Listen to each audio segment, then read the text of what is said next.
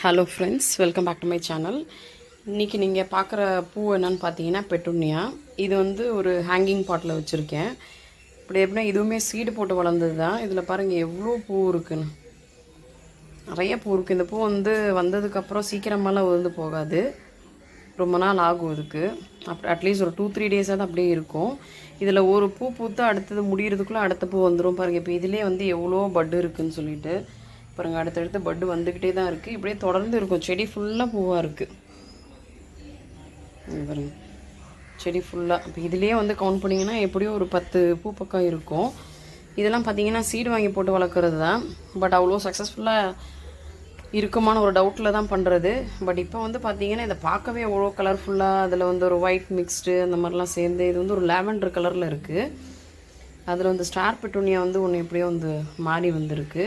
So first வந்து seed போட்டோம், அப்புறம் சின்ன சின்ன செடியாக வரப்போ அதை எடுத்து நம்ம வந்து டிரான்ஸ்பிளான்ட் பண்ணி வச்சது தான். இப்போ பாருங்கள் இது எவ்வளோ அழகாக இருக்குன்னு. சின்ன தொட்டியில் எவ்வளோ பூ வந்திருக்குன்னு பாருங்கள்.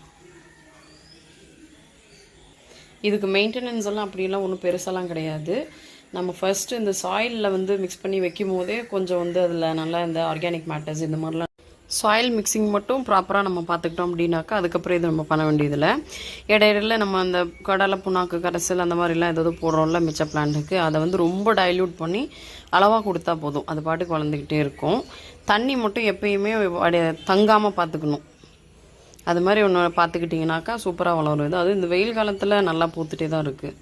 தேங்க்யூ. நீங்களும் இந்த மாதிரி டிஃப்ரெண்ட்டான ஃப்ளார்ஸ் எல்லாம் வாங்கி வளர்த்து ட்ரை பண்ணுங்கள், ரொம்ப ஹாப்பியாக இருக்கும்.